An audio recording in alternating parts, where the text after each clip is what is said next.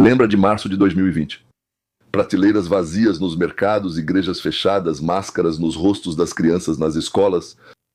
Fique em casa, senão você vai matar a vovó. E depois, urnas de votação em cada esquina que ninguém pediu. Milhões de cédulas enviadas pelo correio que ninguém pediu. E uma noite de eleição que se estendeu por, sei lá, quase uma semana. Hoje vou contar para vocês sobre uma nova invenção dos mencheviques, mas em uma versão muito mais assustadora. Apertem os cintos, senhoras e senhores. Hoje tem mais uma coisa que vai deixar vocês incrivelmente felizes. Meus espectadores. Até quem dizia que não era a nossa questão, apenas um antissemita matando o outro, e que era um assunto interno antissemita entre eles. Ainda assim, ninguém gosta quando bombardeiam jardins de infância e teatros. Bem, na verdade, qualquer coisa. Vazou do Kremlin. Isso também acontece. Provavelmente a mensagem mais interessante de todo o tempo de governo do Vladimir Vladimirovich. Este é um documento secreto sobre a preparação. Uma saída solene da guerra na Ucrânia. Por que agora no que aconteceu? Como eles pretendem sair dessa? Você saberá todas as respostas no programa de hoje. Bem, já que estamos falando de antissemitas, vocês vão ouvir algo muito interessante sobre a cooperação da Merkel com uma certa organização sobre cujos vínculos nós, na verdade, já suspeitávamos há muito tempo. Ela cooperava com essa organização muito antes de se tornar líder da quase independente Alemanha e conseguiu transformar essa Alemanha em um território dependente da Rússia. O que Iosif Vissarionovich sonhava e tentava fazer por meio do Partido Comunista da Alemanha e depois de Hitler, Putin fez a mesma coisa por meio de Merkel. Esse é o terceiro tema da nossa conversa de hoje, aliás, um episódio surpreendente e interessante. E eu ainda nem incluí aqui coisas como a tentativa de atentado contra a filha do Trump.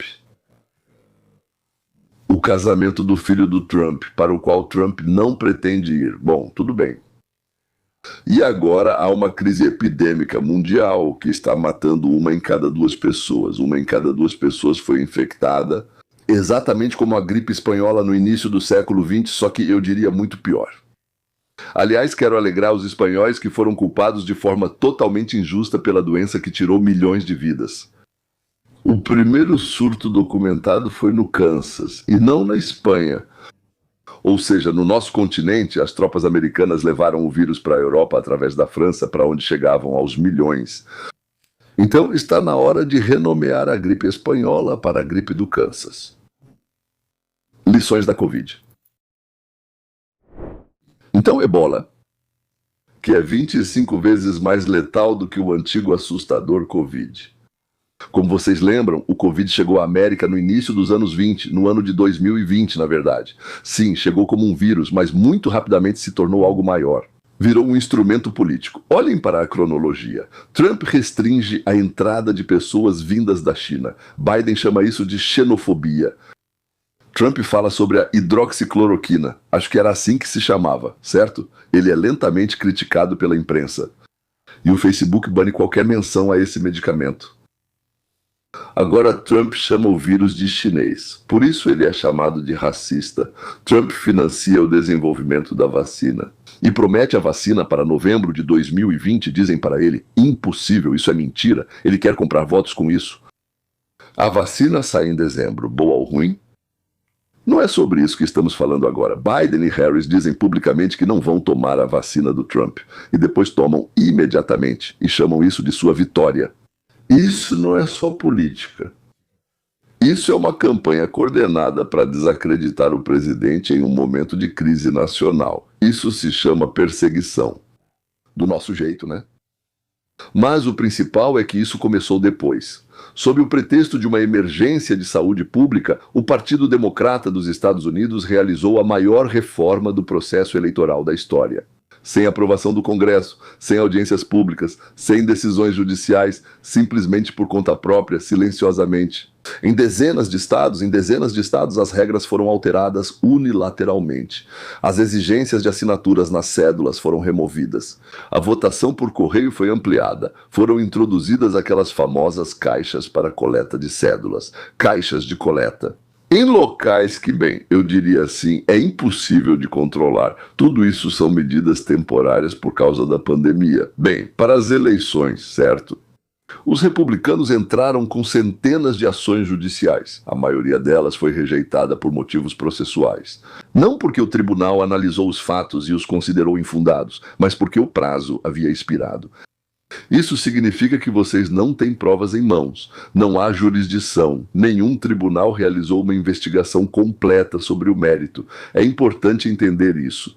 A ausência de confirmação judicial de falsificação não é o mesmo que a ausência delas. Então, por que estou falando sobre isso com vocês hoje? Sim, porque agora, em maio de 1926, está ocorrendo um surto de ebola na África. E não daquela para a qual existe vacina. É uma cepa rara, chama-se então vírus Bundibugyo. A taxa de mortalidade chega a 50%, Bundibugyo. Não é como a Covid, que é só uma coisinha à toa. Não existe vacina contra Bundibugyo. Não existe tratamento específico. E o período de incubação, o que é muito importante, vai até 21 dias. Eles escrevem até 21 dias. Sim, até. Pode ser 20, pode ser 18, pode ser 14. Por que eu estou enfatizando isso? A pessoa se infecta hoje, se ela manifesta os sintomas imediatamente, é uma coisa. Mas aqui ela se infecta hoje no Congo. Ela pega um avião, chega em Nova York, e lá Los Angeles, Chicago. Passa até pelo controle térmico no aeroporto, não tem febre, não tem sintomas, vai de metrô, vai a um restaurante, visita a família, e só depois de uma semana, ou talvez até 2, ou até depois de 20, 21 dias, começa a sentir fraqueza. Mas aí já é realmente tarde demais. Virologistas europeus dizem que a triagem de temperatura nos aeroportos tem, como eles disseram, eficácia limitada, ou seja, não vai ajudar ninguém em nada. Uma pessoa no período de incubação não será detectada. Ela é invisível para qualquer sistema de controle. Os Estados Unidos já barraram a entrada de não-cidadãos da zona do surto. Para cidadãos, está permitido. O ebola não os afetará, pois teme muitos americanos. Se você conseguiu o passaporte americano, isso foi sarcasmo. O ebola não respeita decretos. O ebola não sabe que existem companhias aéreas sul-coreanas, turcas, dos Emirados, com conexões. Então, a maioria das pessoas que vêm das zonas de surto nem sabe que está enganando, violando a legislação americana. Agora imagine, 1.020 casos confirmados em diferentes cidades da América ao mesmo tempo. O que vai acontecer imediatamente? Eu garanto para você. Já ouviu essa palavra? Pânico. Já aconteceu em 2014, quando havia apenas 4 casos de ebola nos Estados Unidos. Fechamento de escolas, colapso do sistema de saúde, não por causa da própria doença, claro, mas pelo fluxo de pessoas com gripe comum que têm certeza de que estão morrendo. Alguns vão ter certeza de que já morreram. Exigência de medidas de emergência. Aqui começa o principal. Quem hoje nos Estados Unidos clama mais alto por um estado de emergência? Bem, senhores, é o mesmo partido, certo, não é? As mesmas mídias, as mesmas pessoas que em 2020 usaram outro estado de emergência para mudar as regras das eleições. Bloquear notícias indesejadas, desacreditar o presidente em exercício. Os americanos hoje estão insatisfeitos. Mas não de forma catastrófica. Preços da gasolina, inflação, problemas na fronteira, isso irrita. Mas não destrói a vida. Trump segue firme, sua equipe trabalha. Que Deus permita que consigamos até novembro, se não até 2028, por assim dizer, e por aí vai. E aqui está a pergunta que você deve fazer a si mesmo. Se de repente, justamente agora, em 2026, surgir uma nova situação de emergência nos Estados Unidos, quem sai ganhando? Quem vai ter o direito de mudar as regras de votação de novo temporariamente? Temporariamente? Claro, temporariamente. Quem vai ganhar um pretexto para usar até novembro? Quem vai ter motivo para exigir a renúncia, o impeachment, ou declarar a incapacidade do presidente que mais uma vez não deu conta? Quem vai ter a narrativa para 2028? Doenças, senhoras e senhores, não escolhem políticos, mas os políticos sabem escolher como reagir às doenças. Como não deixar o medo se tornar uma arma? Acabei de contar algo assustador para vocês. De propósito. Porque esconder isso hoje seria bem, cumplicidade. Mas o medo é exatamente o que eles querem de você. É a matéria-prima da qual, em 2020, eles moldavam pessoas obedientes. Minha principal tarefa é tirar essa ferramenta das mãos deles. Então, como fazer com que o medo pare de funcionar contra nós, nossas famílias, nosso círculo? Primeiro, como dizem, nomeie o inimigo, dê nome ao mecanismo, o boato. É preciso contar para as crianças, porque eles vão ouvir esse tipo de coisa nas escolas. Aos pais, aos amigos, sobre o que acabei de contar para vocês, mostrem o paralelo. 2020, 2020, 2026. A manipulação que vocês veem e podem chamar de um terço, metade da força que surge no momento de um nome inesperado. Isso, amigos, é uma lei antiga. Ela funcionava até mesmo contra a Inquisição. Segundo, chama-se a regra das 24 horas. Não reposte, não ligue. Veja urgente, não reaja nas primeiras 24 horas após qualquer história assustadora. 24 horas. Na maioria das vezes, o medo passa e só o fato permanece, o que ainda parece importante após 24 horas. Meu Deus, como tantas coisas pareciam importantes após um dia. Depois olho e penso, como pude acreditar nisso? O que evaporou era um medo descartável, feito para ser usado uma vez só. Terceiro, é o que chamam de pequeno círculo de confiança. Eu não sei, são 3, 5, 7 pessoas cujos julgamentos você realmente confia.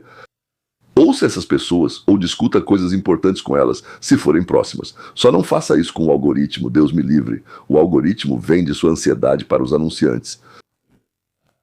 Ou talvez só esteja pensando ao seu lado. Quarto, ensine as crianças a identificar manipulação, mas primeiro aprenda você mesmo. Isso hoje é mais importante do que matemática. Isso é muito mais importante do que matemática. Mostre uma propaganda, uma manchete e a mesma notícia em 3 veículos. Pergunte, por que falam de formas diferentes? Não é sobre o mesmo tema? Aqui mostram assim, assim e assim. Como pode ser tão diferente? Uma criança que já tem essa habilidade aos 12 anos já, bem, ainda é vulnerável, mas muito menos. Então, amigos, essa é a única herança que o Estado não poderá tirar dele. E pergunte a ele, o que você acha, mesmo que ele tenha 5 anos, não importa. Eles entendem muito mais do que pensamos. E, em quinto lugar, claro, a famosa pergunta de Cícero. E a quem isso beneficia, né? Ou seja, cui bono? Disse eu com um sotaque horrível em um latim meio improvisado. E antes de cada notícia assustadora, faça essa pergunta em voz alta. A quem interessa? Quem ganha com o fato de eu me assustar agora? Quem vai receber meu voto, meu dinheiro ou meu consentimento para alguma coisa? Quando essa resposta se torna clara, sabe o que vai embora? O medo. Porque o medo não sobrevive à aritmética. Ele sobrevive nas emoções, mas na aritmética, é por isso que disseram isso. E agora está claro quem. Eu não estou assustando vocês, amigos. São os outros que assustam. E eles contam muito que vocês fiquem com medo. Eu digo o contrário para vocês. O medo é a matéria-prima com a qual eles querem reunir vocês até o dia 28. Foi assim que eles reuniram todos nós até o dia 20. Uma pessoa preparada não exala medo. Uma pessoa preparada simplesmente age com calma, passo a passo. E de uma pessoa assim, a propaganda não cola. Bem, ela simplesmente não cola nele. E agora, senhores, vamos falar sobre outra praga. Estou feliz por ter criado essa frase. E agora vamos falar sobre outra praga. Vazamento do Kremlin. Em maio de 2026, algo interessante vazou da administração do presidente da Rússia. Não eram planos militares nem listas de agentes, mas talvez algo ainda mais importante. Um projeto de apresentação interna ao povo sobre como o Kremlin pretende explicar por que decidiram encerrar a guerra. Como dar a essa mensagem uma roupagem de vitória? Uma tarefa séria, aliás, né? Uma boa, por assim dizer. Todo instituto de marketing deveria passar tarefas assim como trabalho de semestre. Hoje vamos falar sobre esse documento, sobre o que está por trás dele, porque, bem, isso é claro, simplesmente tirado de um livro didático.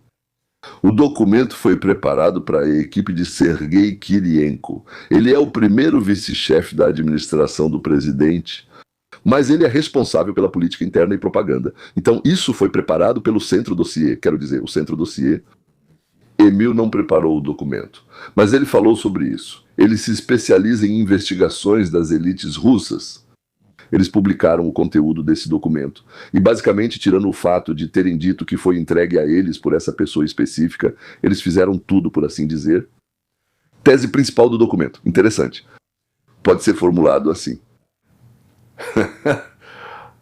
Finalmente, a continuação da guerra tornou-se mais perigosa para o Kremlin do que o seu término.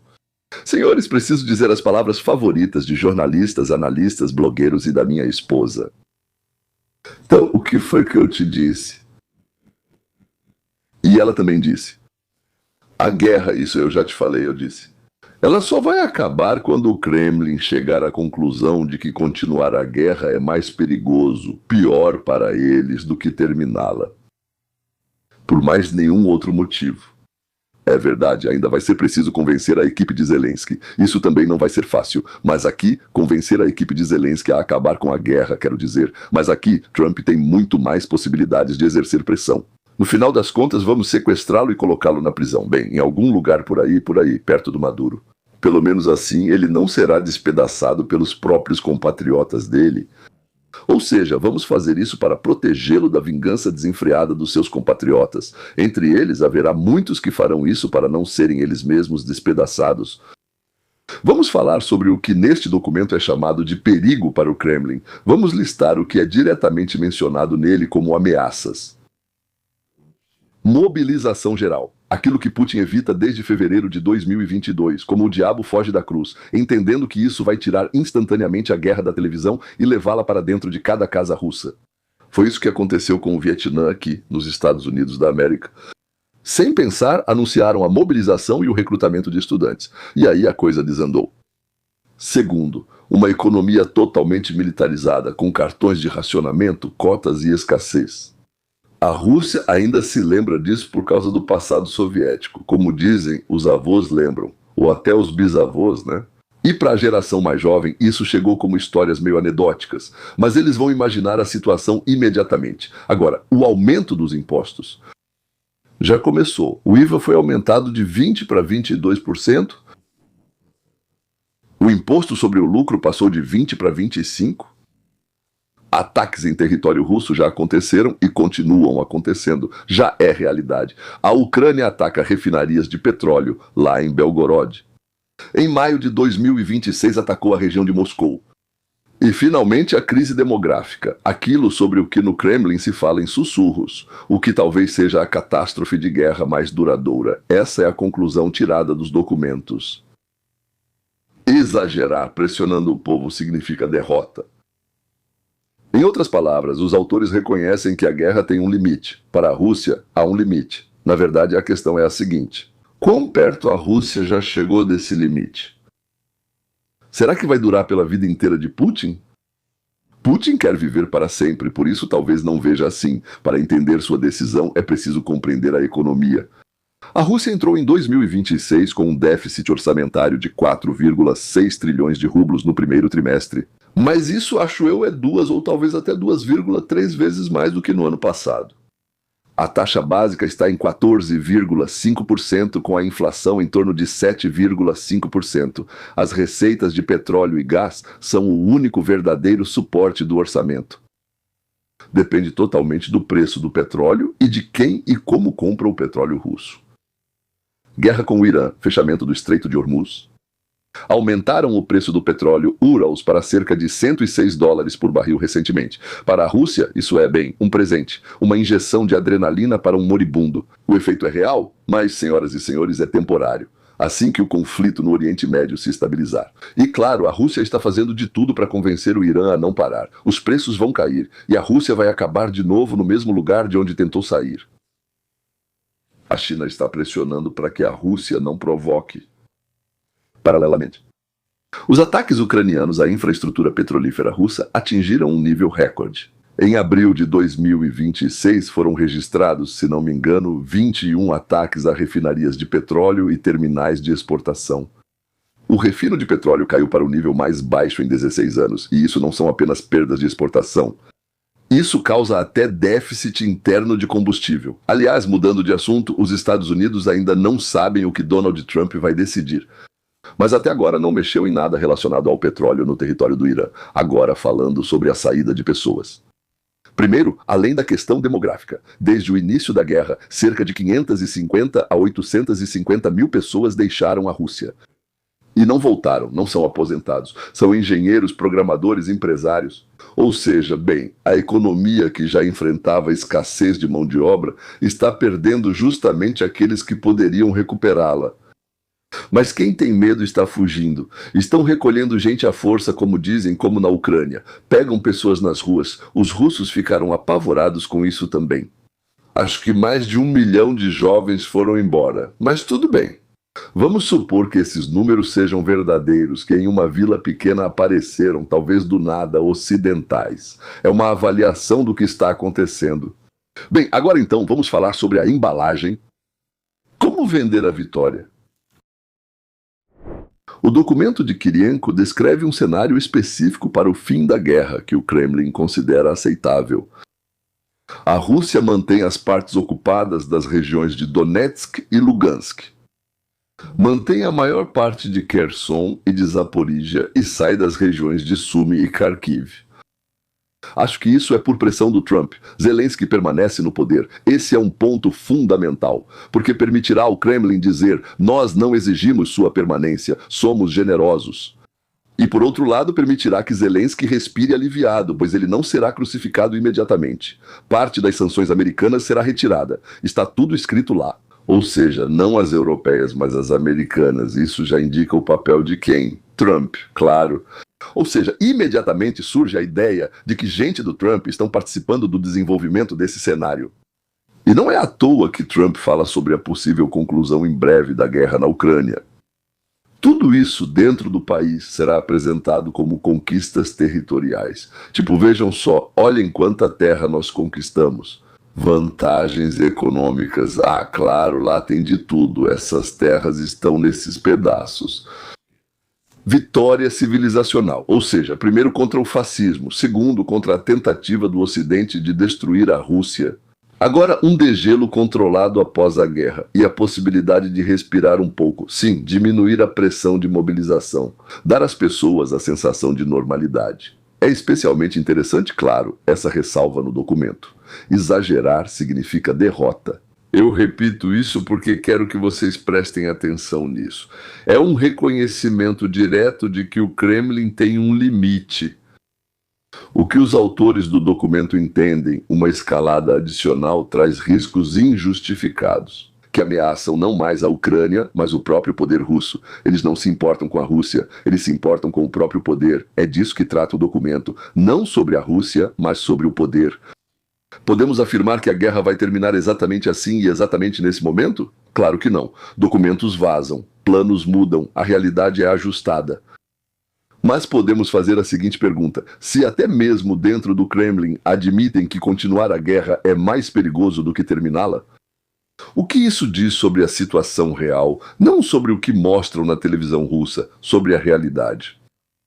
E a segunda pergunta: se Trump realmente faz parte desse cenário, ou seja, as sanções americanas mencionadas no documento como prioritárias para serem retiradas. E parece que está escrito que elas serão retiradas. O que isso diz sobre a natureza das negociações que estão acontecendo agora a portas fechadas? A história raramente parece como é descrita no momento em que está acontecendo. Os acordos de Minsk, aliás, são um exemplo disso. Sim, por favor, inscreva-se. Clique no sininho. A assinatura paga a partir de $4 por mês. O link está embaixo. Lá você encontra fontes, documentos, detalhes que não cabem no formato de vídeo. E baixe meu livro gratuito. Todos os dias após o download você receberá um vídeo de 10 minutos, tudo de graça. Não são notícias, são ferramentas para a compreensão. E agora, senhoras e senhores, vamos ao tema que tem relação direta com os enganos ao povo, aos governos e a expansão da Rússia em direção às repúblicas da antiga União Soviética. Merkel, heroína ou traidora? Em dezembro de 2022, Angela Merkel concedeu uma entrevista ao jornal alemão Die Zeit. Ela disse algo que deveria ter causado um escândalo grandioso, mas não causou. Porque a maioria da mídia ocidental prefere não perceber esse tipo de coisa e não levar isso ao seu conhecimento. Mas hoje vamos perceber. E não só ela. Hoje vamos analisar Angela Merkel por completo, sua vida e carreira, e para o papel que ela desempenhou em uma das operações geopolíticas mais delicadamente construídas dos últimos 30 anos. No jornal Zeit, ela declarou diretamente: senhores, isso é pura fantasia, ouçam com atenção. Os acordos de Minsk de 2014 e 2015 ambos foram necessários para a Ucrânia ganhar tempo e se preparar para a guerra com a Rússia. Não para a paz, para a preparação. Pergunta, eles começaram a se preparar? Não, esses idiotas não começaram a se preparar.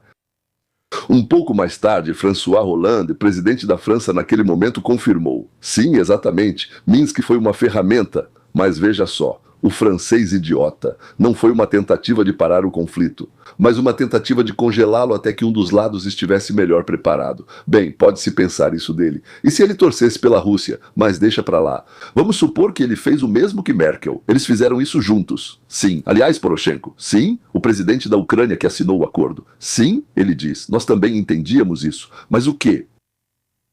Ou seja, os ucranianos entendiam que não era sobre o acordo, mas sim sobre a paz, sobre uma pausa durante a qual eles deveriam começar a se armar. Se eles se armaram ou não é outra questão. Mas antes de nos aprofundarmos no que exatamente foi reconhecido, deixe-me contar para vocês quem é, na verdade, Angela. Por quê? Porque sem essa biografia, toda a história de Minsk fica no ar, mas com ela, com a biografia, tudo se encaixa. Quem é ela? Angela Dorothea Kastner. Ela ficou conhecida pelo sobrenome Merkel por causa de um breve primeiro casamento já encerrado há muito tempo, mas o sobrenome acabou ficando.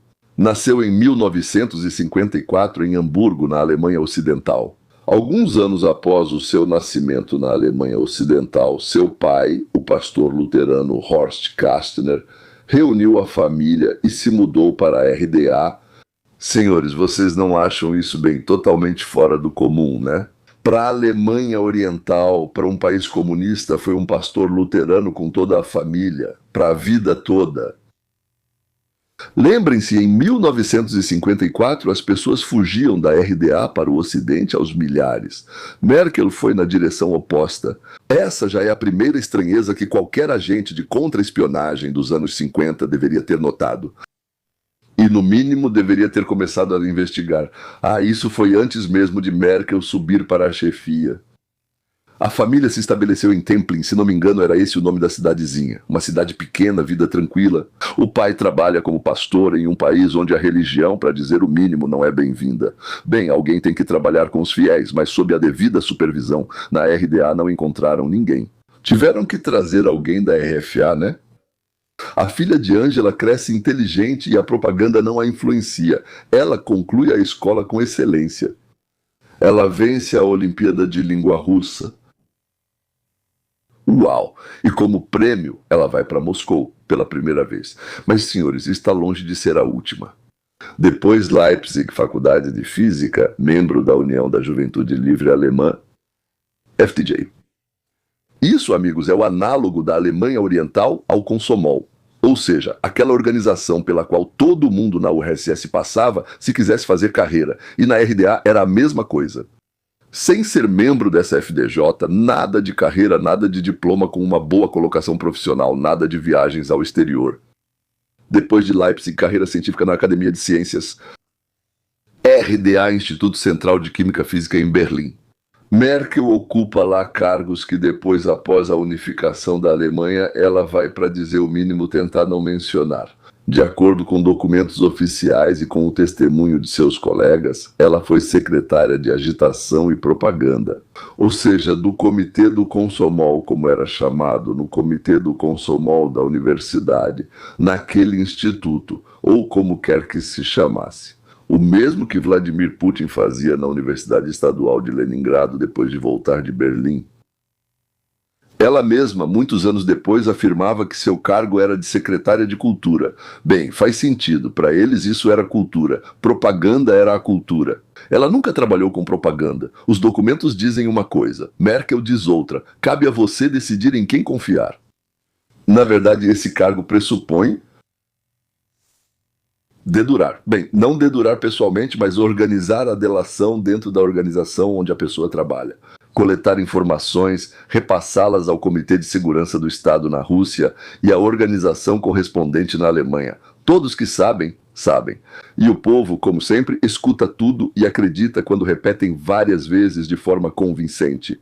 E claro, as viagens constantes para Moscou, às vezes Leningrado, acampamentos de pioneiros, intercâmbios estudantis e conferências científicas. Mais importante, a amizade entre os povos. Ela viajava para fazer amizade com o povo.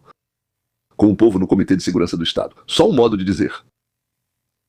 Isso não está nos documentos. Merkel mesma, em entrevistas mais recentes, falava sobre sua juventude com carinho pela língua russa, por Tolstói, por Dostoiévski, pelo povo russo.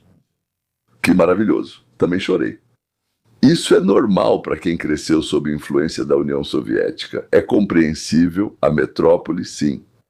São muitas realmente as viagens, e era muito fácil para ela ir para lá. Uma observação importante. Não quero que vocês entendam algo que eu não disse. Não existem documentos de que Angela Merkel tenha sido agente da KGB. Talvez existam, mas nós não temos. E muito provavelmente, como se diz, nunca vão aparecer. Porque os arquivos da Stasi foram queimados em 1989 por muitos motivos. Talvez inclusive por esse motivo também, quem sabe.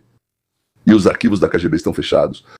Uma vez só, Yeltsin quis abri-los com a ajuda, então, desse tal de Vladimir Bykovsky. Eu conversei com Bykovsky sobre isso. Bykovsky. Que Bykovsky? Conversei com Bykovsky. Pois é, mas eles continuam fechados até hoje.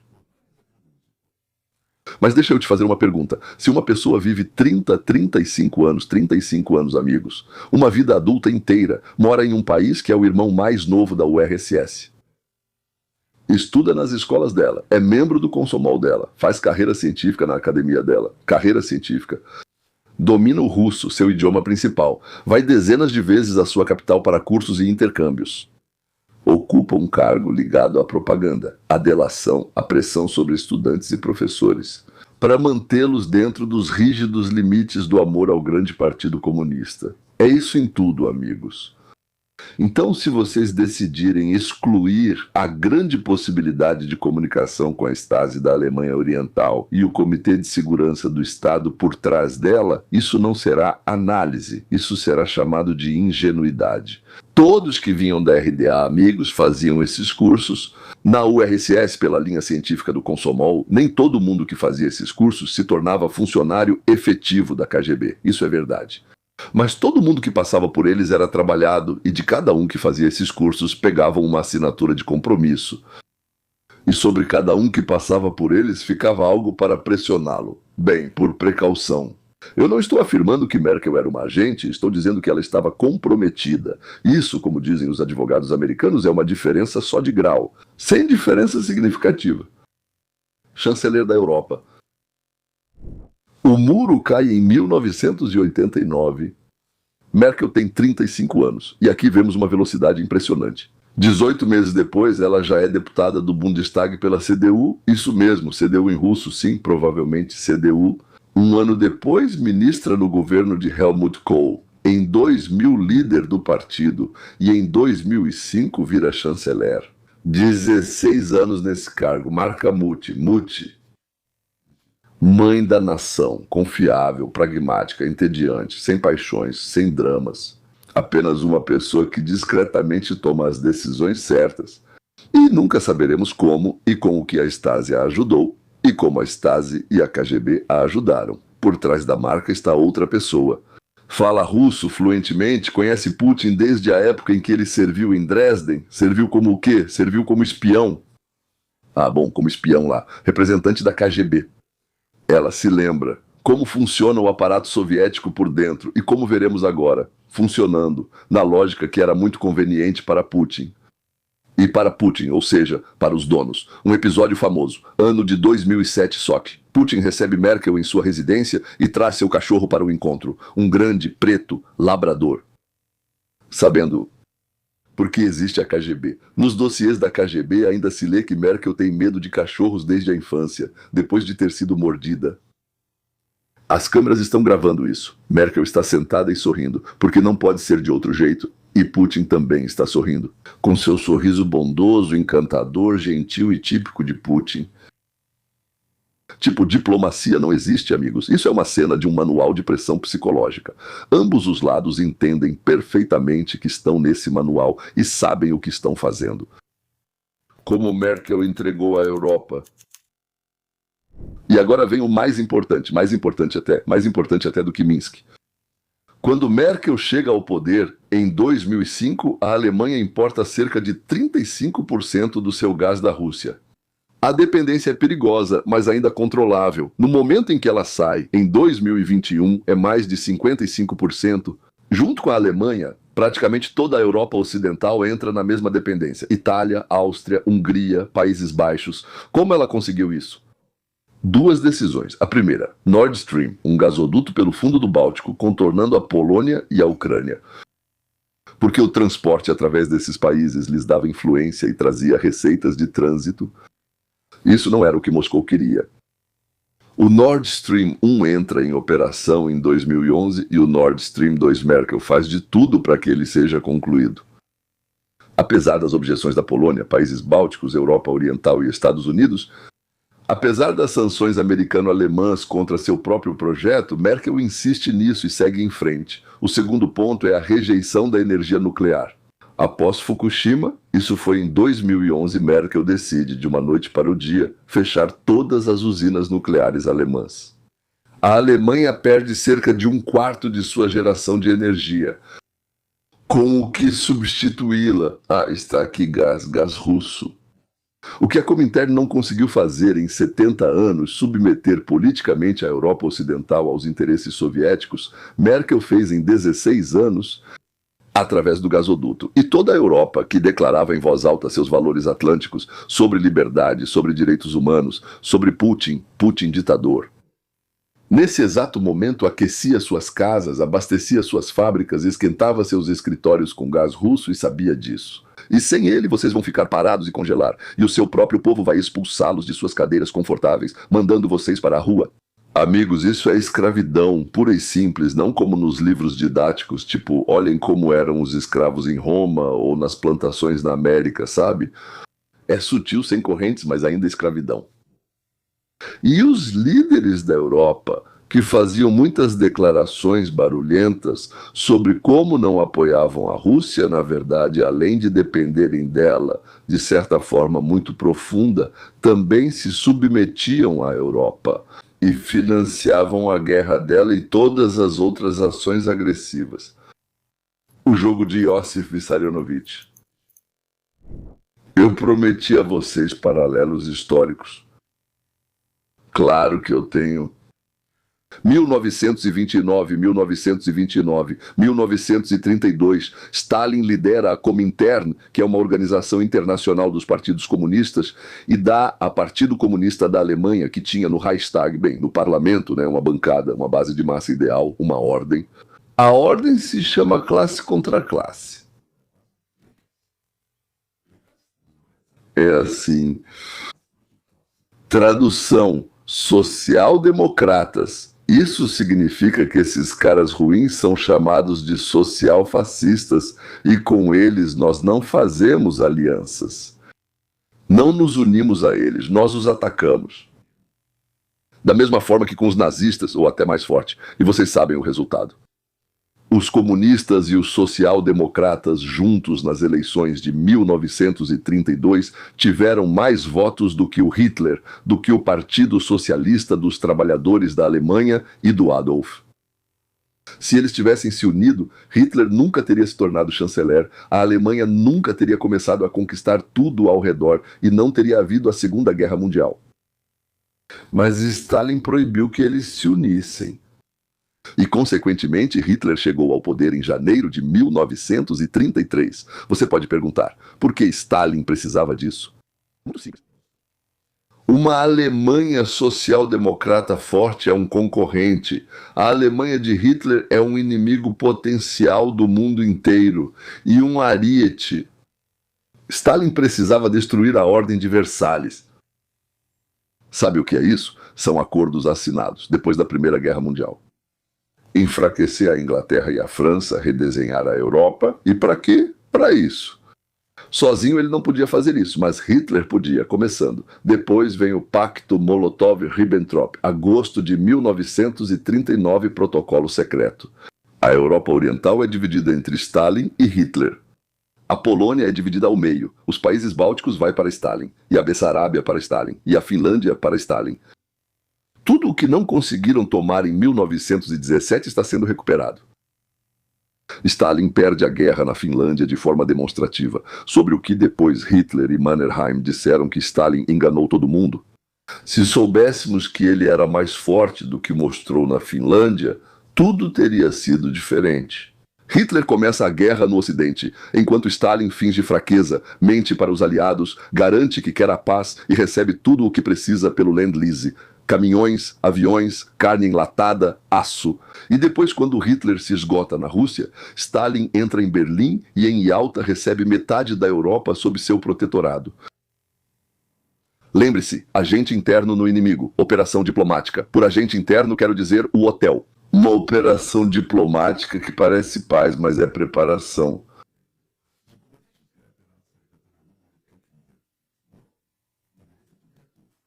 Fraqueza encenada e, no final, expansão do império, por décadas.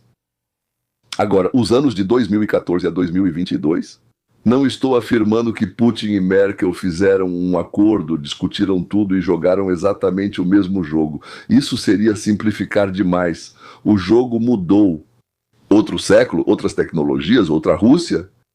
Mas é possível supor que Moscou dava uma tarefa simples para seus aliados e para aqueles que estavam em sua dependência em várias capitais europeias. Preparar a Europa para a guerra, na qual a Rússia poderá recuperar tudo o que não entrou para a OTAN.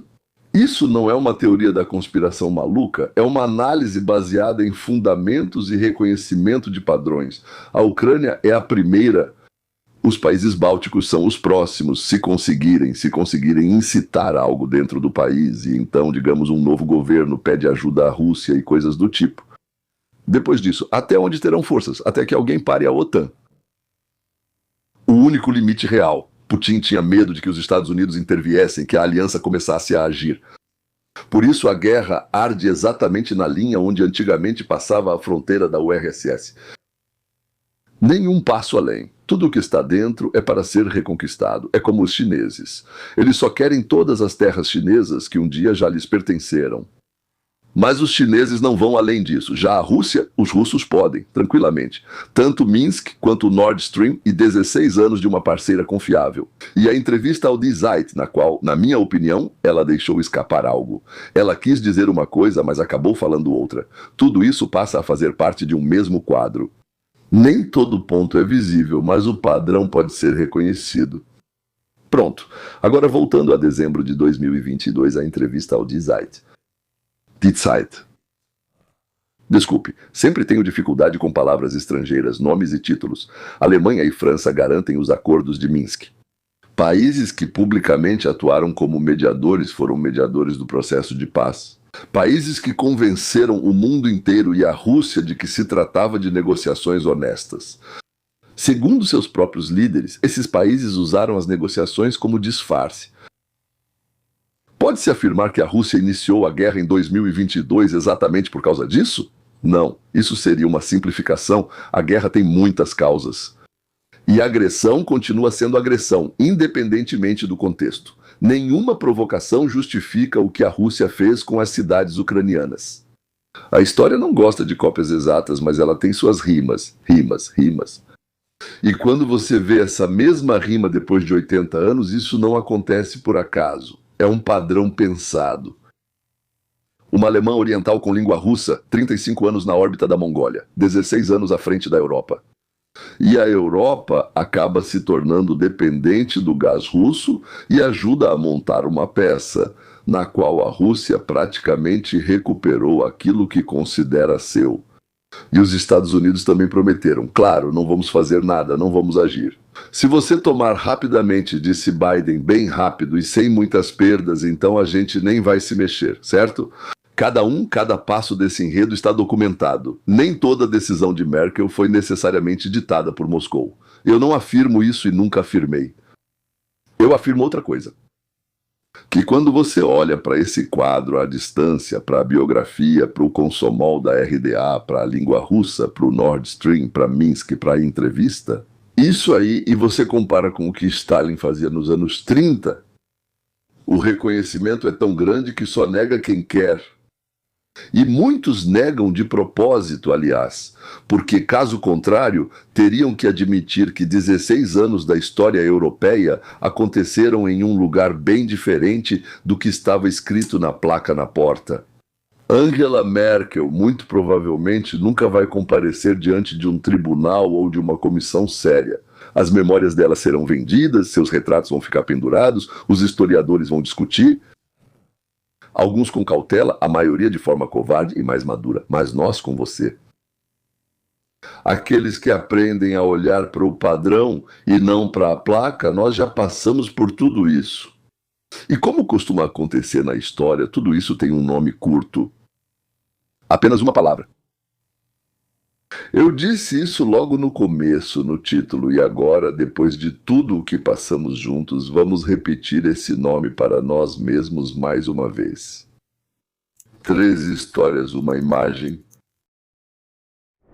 3 histórias que vivenciamos juntos hoje parecem diferentes apenas à primeira vista. E o Ebola, usado para nos assustar e assim repetir a operação de 2020, vazamento do Kremlin admite que a guerra está em impasse. Merkel, o rosto da confiabilidade europeia, que na verdade se revela o rosto de uma era completamente diferente e de uma visão de vida totalmente distinta. Na verdade, é uma só história. A história de como os estados, todos eles, todos, em todos os lugares, sempre vivem com a mesma moeda. Essa moeda não é dinheiro, não é arma, nem mesmo poder no sentido comum. A moeda se chama o seu consentimento. Sua incapacidade de enxergar o padrão, sua disposição para sentir medo. Disseram para você sentir medo e para se acalmar quando mandaram você se acalmar. Bem, aqui vai uma boa notícia, amigos, a melhor que posso lhes dar hoje. Essa moeda está se desvalorizando rapidamente. Vejam, o que há em comum entre as 3 histórias de hoje? Todas as 3 são vazamentos, todas as 3 são confissões, todas as 3 são coisas que o Estado gostaria de manter em uma sala escura, mas acabam vindo à tona. Como isso vem à tona? E tentam nos assustar com o Ebola, mas já vimos a Covid e não caímos mais nessa. Bastante gente já viu o roteiro de 1920 e lembra como terminou: vacinas, urnas de votação e notebooks bloqueados. O mesmo roteiro pela segunda vez até pode funcionar, mas vai ser pior. Atenção, isso já é metade da introdução. O Kremlin está redigindo seu próprio protocolo de retirada, não por bondade, mas porque chegou a um impasse. A guerra, que eles por 5 anos pintaram como uma operação especial de 3 dias, os forçou a aumentar o IVA, elevar o imposto sobre o lucro, esgotar as reservas e perder pessoas. E em abril de 1926, o próprio documento analítico deles diz: gente, exagerar significa derrota. Parem. Isso, amigos, é uma bandeira branca escrita em letras pequenas, mas muito branca. E Merkel, a mais confiável, Mutken, parceira do Ocidente nos últimos 30 anos, admitiu publicamente no Die Zeit que assinava acordos apenas para ganhar tempo. Não para que houvesse paz, mas para ganhar tempo. A marca dela, a pragmática mãe da Europa, agora tem justamente essa rachadura. Por ela, ao olhar de perto, vê-se todo o mecanismo. Essa rachadura não pode mais ser fechada. Amigos, certa vez, em um dos primeiros programas, disse algo que depois me escreveram e alguém lembrou. Repito hoje. Os impérios não morrem no dia em que suas muralhas caem. Eles morrem no dia em que deixam de ser temidos. Então, em todas as 3 histórias de hoje, vimos exatamente a chegada desse dia. Ainda não é o final dele, é o amanhecer. A Rússia não assusta mais. Ela provou isso. Atacaram a Ucrânia e há 4 anos não conseguem dar conta. Ela cria seus próprios protocolos de retirada. O Estado profundo, bem, isso são os Estados Unidos que em 2020 podiam fechar o Twitter com uma frase e em 2026 estão processando e perdendo. Merkel, intocável por 16 anos, agora monta seu próprio caso criminal, palavra por palavra, entrevista por entrevista. Eles não vão cair amanhã, nem no ano que vem.